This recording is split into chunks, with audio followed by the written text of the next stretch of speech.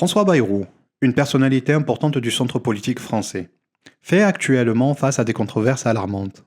Certains le considèrent comme un homme d'État respecté, mais il est critiqué pour son silence ou son supposé manque de connaissances sur des affaires de violence sexuelle et de pédocriminalité au sein d'une institution partiellement financée par des fonds publics. Des révélations récentes ont mis en lumière des faits très graves concernant des agressions sexuelles dans une structure soutenue par l'État, l'école Betaram.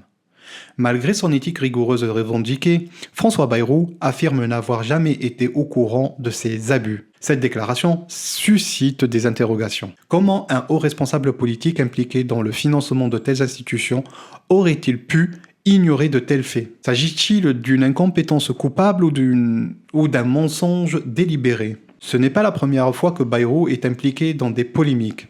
En 2017, une enquête a été ouverte sur des soupçons de détournement de fonds publics par le MoDem, parti centriste qu'il dirige, concernant ses assistants parlementaires européens. Une nouvelle fois, Bayrou affirme ne pas avoir eu connaissance des irrégularités. Cette répétition des déclarations d'ignorance commence à susciter des inquiétudes. Selon ses propres dires, François Bayrou serait régulièrement à la tête d'institutions impliquées dans des dérives graves sans jamais en être informé. Pour certains observateurs, il s'agit d'une stratégie de déni bien établie. L'opacité entourant certaines actions de François Bayrou nourrit des spéculations. Que cache-t-il encore? D'autres affaires pourraient-elles révéler des pratiques dissimulées jusqu'à présent? Comment accorder encore de la confiance à un homme politique dont la mémoire sélective semble le protéger systématiquement? Occuper un poste de ministre ou de Premier ministre requiert une exemplarité morale. Si François Bayrou ne ment pas, alors il est gravement incompétent.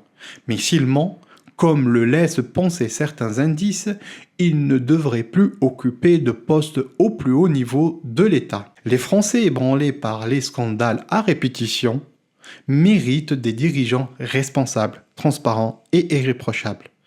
Dites-moi en commentaire ce que vous en pensez.